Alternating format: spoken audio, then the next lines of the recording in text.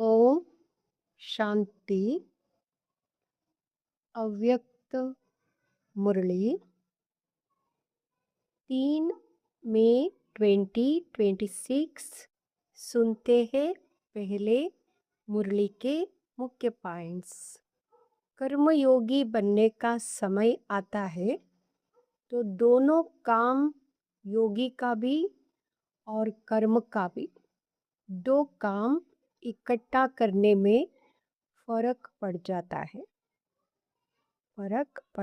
है। विनाश के डेट तो बाप दादा अनाउंस नहीं करेंगे, लेकिन अपना जीवन काल समाप्त कब होगा यह मालूम है? मालूम तो नहीं है ना। कोई को मालूम है कि मेरा मृत्यु फलानी डेट पर होना है मालूम? वह हाथ उठाओ।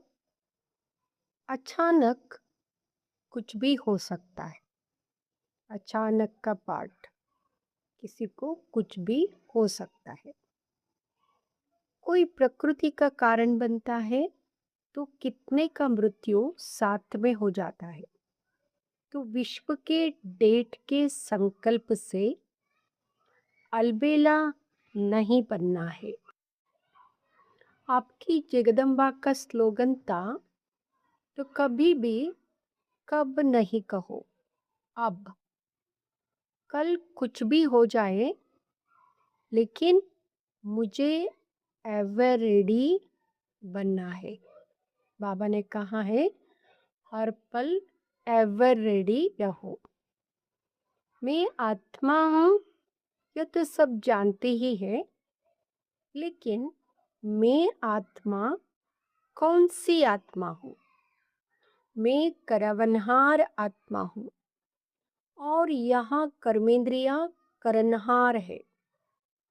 यह करवनहार का स्वमान कर्म करते स्मृति स्वरूप में रहे। कर्मयोगी बनकर स्मृति स्वरूप में रहना है। यह चेक करना चाहिए कि आज के दिन विशेष मन बुद्धि संस्कार स्वभाव कहो, संस्कार कहो, इन्हों का क्या हाल रहा, चेक करना है और चेंज करना है। चेक एंड चेंज साथ साथ में हो। हर काम के टाइम जो भी अपने स्वमान की लिस्ट है, भले भिन्न भिन्न टाइम टेबल बनाओ। जैसे स्थूल कर्म का टाइम टेबल फिक्स करते हो, वैसे मन का भी टाइम टेबल फिक्स करो। जिसे स्थूल का फिक्स करते हैं ना, ऐसे मन का भी फिक्स करो। सुनेंगे ईश्वरीय महावाक्यों को विस्तार से। ब्रह्मा बाप समान नष्टो मोहा स्मृति स्वरूप बनने के लिए मन का टाइम टेबल बनाकर कर्म करते कर्मयोगी अशरीरी बनने का अभ्यास करो। आज चारों ओर के बच्चों में विशेष स्नेह समाया हुआ है। आज के दिन को कहते ही है स्मृति दिवस। 18 जनवरी स्मृति दिवस। बाप दादा ने अमृत वेले से चारों ओर देखा, चाहे देश में चाहे विदेश में, सभी बच्चों के दिल में बाप के स्नेह की तस्वीर दिखाई दी और बाप के दिल में भी हर एक बच्चे के स्नेह की तस्वीर समाई हुई थी। आज के दिन को विशेष स्नेह का स्मृति का दिवस कहते हो। बाप दादा ने अमृत वेले से भी पहले बच्चों के तरफ से अनेक स्नेह के मोतियों की मालाएं देखी। हर एक बच्चे के दिल में ऑटोमेटिक यह गीत बज रहा था। बाबा ने सुना, ऑटोमेटिक गीत बज रहा है, मेरा बाबा, ब्रह्मा बाबा, मीठा बाबा, और बाप दादा के दिल में यहाँ गीत बज रहा है। मीठे बच्चे, प्यारे बच्चे, आज हर एक के अंदर और शक्तियों के सिवाय स्नेह की शक्ति ज़्यादा समाई हुई है। यह परमात्म स्नेह, ईश्वरीय स्नेह सिर्फ संगम युग पर ही अनुभव होता है। यह परमात्म स्नेह अनुभवी ही जाने, जो हर एक बच्चे को सहज योगी बना देता है। बाप दादा ने देखा सर्व बच्चों में स्नेह का अनुभव बहुत बहुत समाया हुआ है। आप सबके जन्म का आधार स्नेह है।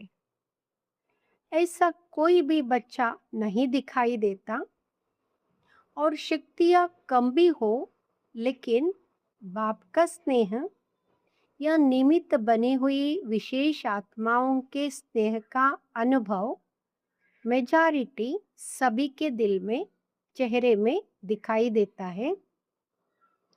अभी आप सबको आज विशेष यहाँ तक किसने पहुंचाया?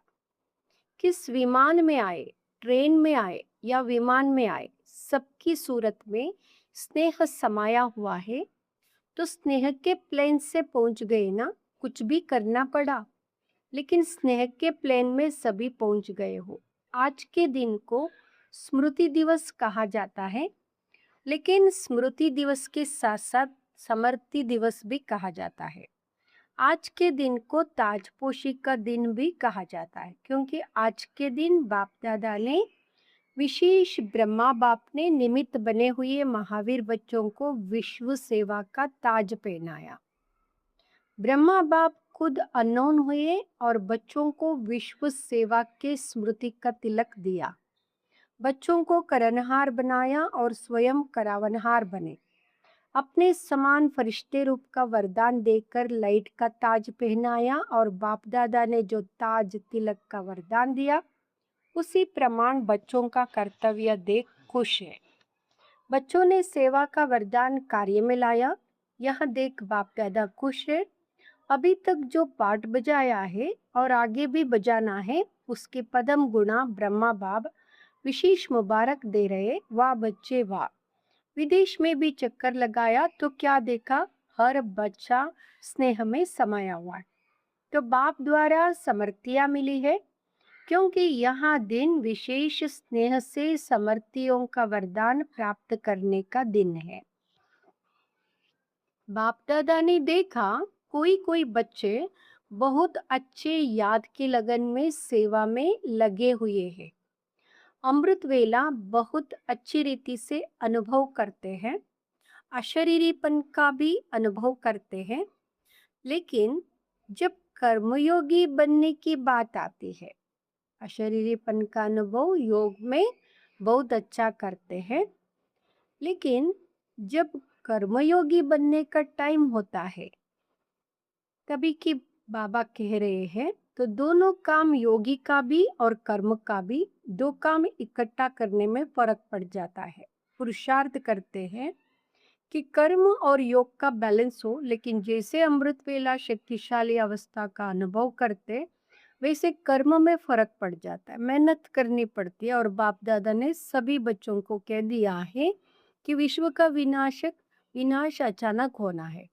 अगर सारा दिन अटेंशन के बजाय किसी भी धारणा की कमी होने के कारण कर्मयोगी की स्टेज में फर्क आता है, तो विश्व के विनाश की डेट तो बाप दादा अनाउंस नहीं करेंगे, लेकिन अपना जीवन काल समाप्त कब होना है यह मालूम है? कोई को मालूम है कि मेरा मृत्यु फलानी डेट पर होना है मालूम? वह हाथ उठाओ। अचानक कुछ भी हो सकता है, कोई प्रकृति का कारण बनता है, कुछ भी कारण बन सकता है। इसलिए बाबा कह रहे हैं अचानक कुछ भी हो सकता है, लेकिन बाबा डेट नहीं बताएंगे, अनाउंस नहीं करेंगे। तो इसलिए बाबा पूछ रहे हैं अपने अंत का समय का किसी को मालूम है? तो कितने का मृत्यु साथ में हो जाता है कभी कभी। तो विश्व के डेट के संकल्प से अलबेला नहीं बनना आपकी जगदम्बा का स्लोगन था। तो कभी भी कब नहीं कहो, हमेशा कहो अब। कब कब नहीं कहना है, अब क्या, अब कहना है। माना जो भी करना है अब करना है, कब करेंगे नहीं, अब करेंगे, अब करना है। कल कुछ भी हो जाए लेकिन मुझे एवरीडे रहना ही है। तो इतनी तैयारी सबके अटेंशन में है। अपना कर्मों का हिसाब चुप्त किया है। 4 ही सब्जेक्ट, ज्ञान, योग, सेवा और धारणा, 4 ही तरफ, चारों में ऐसी तैयारी है। पूरा बेहद के वैराग्य का अनुभव चेक किया है। अपने दिल में यह चेक किया है कि एवरीडे है नष्टो मोह स्मृति स्वरूप, क्योंकि ब्रह्मा बाप ने भी स्वयं को पुरुषार्थ करके ऐसा बनाया जो अनुभवी बच्चों ने देखा। कोई भी तरफ यह वातावरण नहीं था। कोई हिसाब किताब का अचानक अशरीरी बनने का अभ्यास अशरीरी बनाकर उड़ गए। कोई ने समझा कि ब्रह्मा बाप जाने वाले हैं, लेकिन नष्टो मोह बच्चों के हाथ में हाथ पोते कहा, आकर्षण रही, फरिश्ता बन गए। बच्चों को फरिश्ता बनाने का तिलक दी गए। इसका कारण बहुत समय अशरीरीपन का अभ्यास रहा। कई अनुभवी बच्चे जो साथ रहे उन्होंने अनुभव किया, कर्म करते करते ऐसे अशरीरी बन जाते। तो यहाँ जो कर्मयोग में अंतर पड़ जाता है, इसका कारण कर्म करते या स्मृति में इमर्ज नहीं होता। मैं आत्मा हूँ, यह तो सब जानते ही है, लेकिन मैं आत्मा कौन सी आत्मा हूँ, मैं करवनहार आत्मा हूँ, ये मालूम नहीं होता है। यह कर्मेंद्रिय करनहार है। यह करावनहार का स्वमान कर्म करते स्मृति स्वरूप में रहे। चाहे कर्मेंद्रियों से कर्म कराना है, लेकिन मैं करावनहार हूँ, मालिक हूँ। इस सीट पर अगर सेट है तो कोई भी कर्मेंद्रिया ऑर्डर में रहेगी। बिना सीट पर सेट होते कोई किसका नहीं मानता। तो करावनहार आत्मा हूँ, यह कर्मेंद्रिया करनहार है, करावनहार नहीं है। जैसे ब्रह्मा बाप का अनुभव सुना कि ब्रह्मा बाप ने शुरू में यह अभ्यास किया, जो रोज दिन की समाप्ति के समय, रोज दिन की समाप्ति के समय ब्रह्मा बाबा अभ्यास करते थे। समाप्ति के समय वो भी बताया है। समाप्ति के समय इन कर्मेंद्रियों की राज दरबार लगाते थे।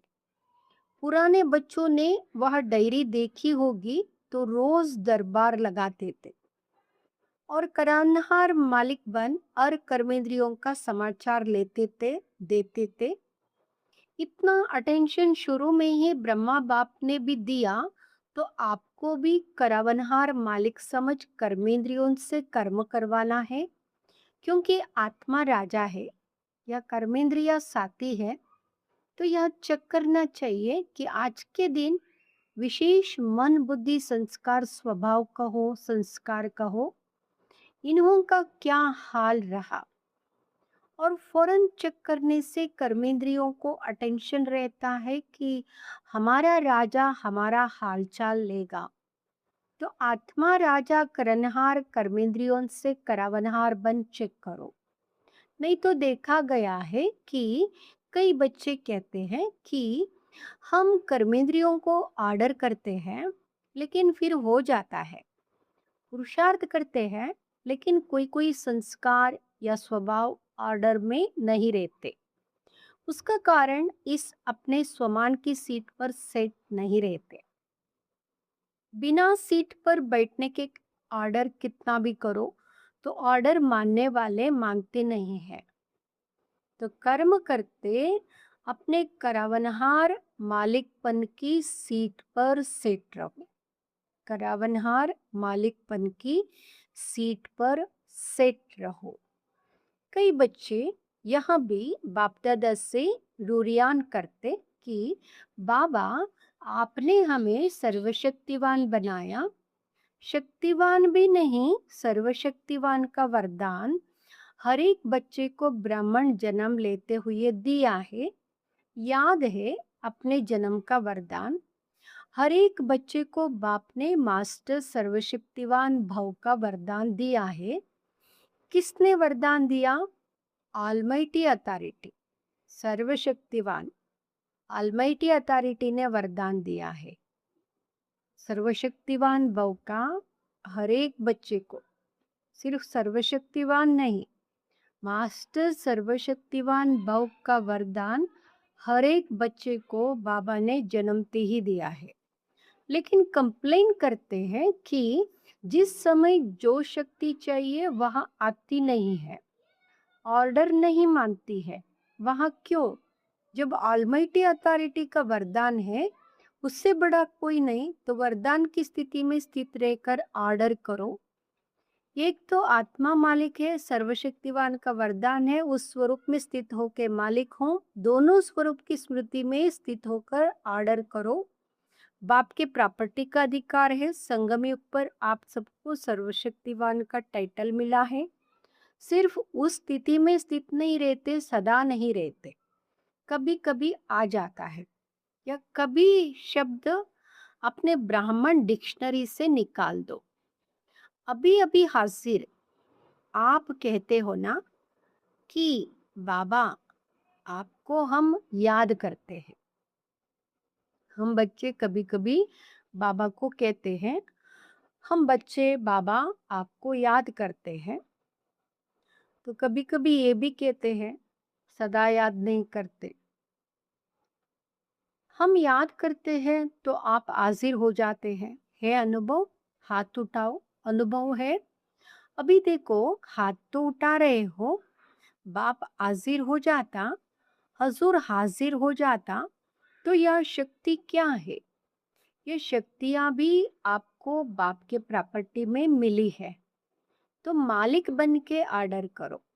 मालिक बन के ऑर्डर नहीं करते हो, शक्ति खो जाती है ना, तो उसी स्थिति में रहते हुए ऑर्डर करते हो, तो मालिक ही नहीं है, ऑर्डर क्यों माने?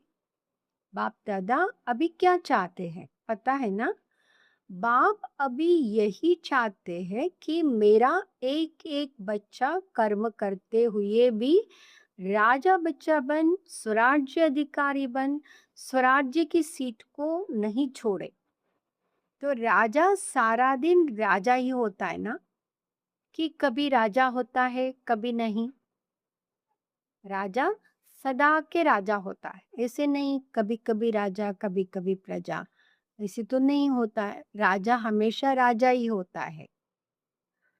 इसलिए बाबा कहते हैं, सदा के शब्द को अंडरलाइन करो, कभी कभी नहीं बोलो। तख्त पर बैठना या नहीं बैठना वहाँ अलग बात है, लेकिन घर में भी रहते मैं राजा हूँ या तो नहीं भूलता।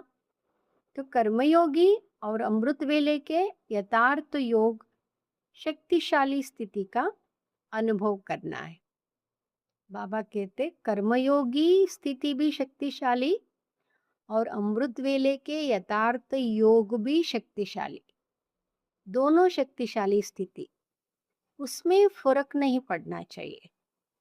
डबल काम है। लेकिन आप कौन हो? आप तो विश्व के परिवर्तक हो, विश्व कल्याणकारी हो। इसलिए बाप यही चाहते कि चलते फिरते राजापन नहीं बोलो, सीट को नहीं छोड़ो। बिना सीट के कोई ऑर्डर नहीं मानता।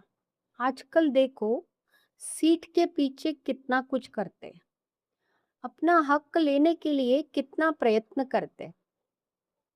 अपना हक कोई छोड़ते नहीं चाहता, तो आप अपना परमात्म हक में कौन? हर समय जो काम करते हो, तो काम करते भी अपने मन का टाइम टेबल बना के रखो। यह काम करते हुए मन का स्वमान क्या रहेगा? आज के दिन कौन सा लक्ष्य रखूंगा?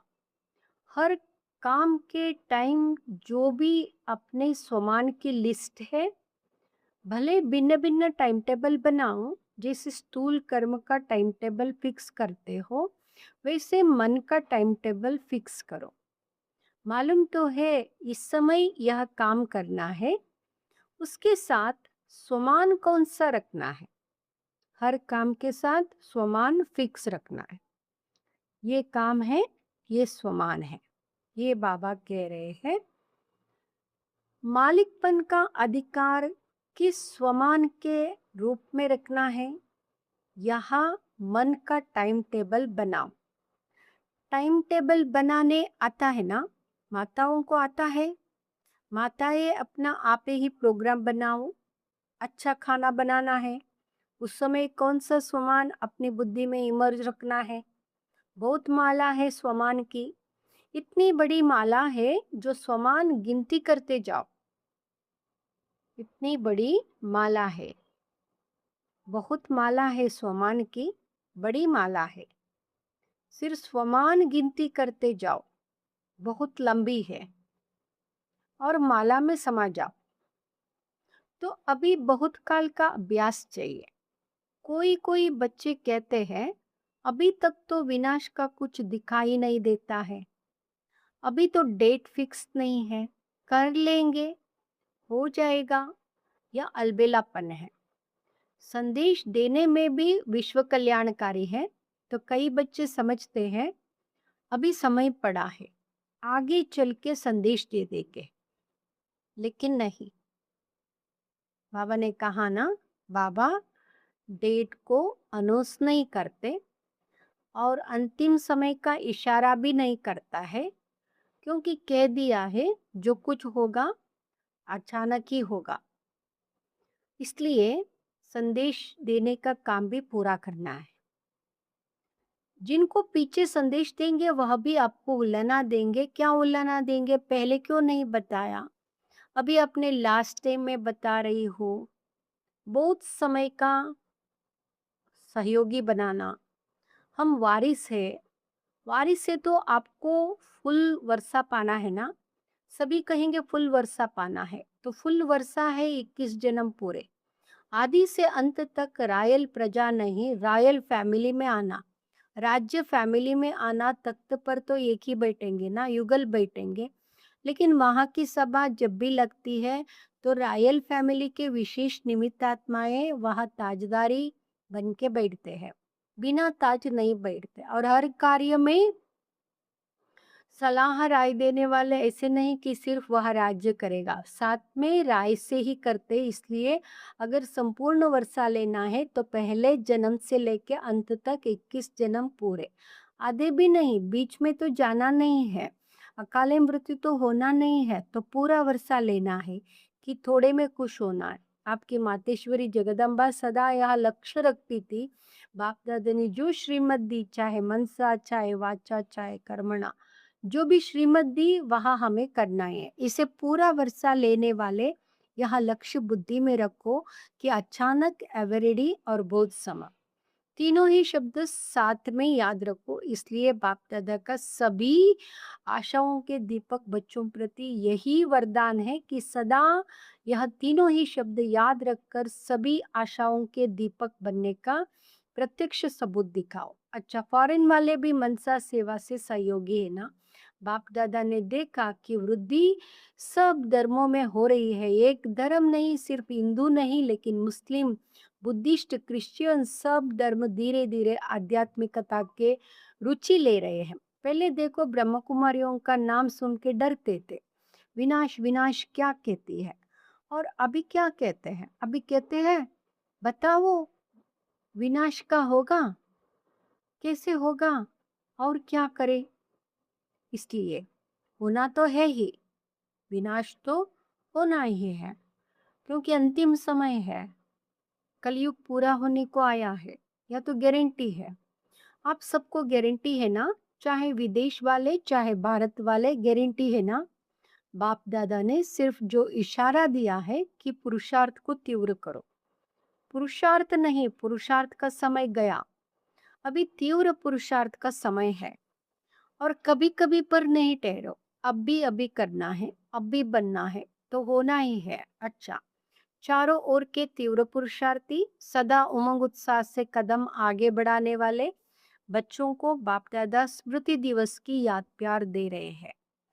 बाप दादा के दिल में हर बच्चा समाया हुआ है और हर बच्चे के दिल में बाप समाया है। बाप के दिल में बच्चा समाया है तो मुबारक हो, मुबारक हो। और मुबारक के साथ नमस्ते भी। बाबा ने मुबारक भी दिया और नमस्ते भी किया। हमारा भी मुबारक और नमस्ते वरदान। पावरफुल स्थिति द्वारा रचना की सर्व आकर्षणों से दूर रहने वाले मास्टर रचयिता भाव। पावरफुल स्थिति द्वारा रचना की सर्व आकर्षणों से दूर रहने वाले मास्टर रचयिता भाव। मास्टर रचयिता भाव। जब मास्टर रचयिता, मास्टर नॉलेजफुल, बाबा रचयिता है तो हम मास्टर रचयिता है। बाबा ज्ञान का सागर है, नॉलेजफुल है, तो हम भी मास्टर नॉलेजफुल की पावरफुल स्थिति व नशे में स्थित रहेंगे, तब रचना की सर्वाकर्षणों से परे रह सकेंगे।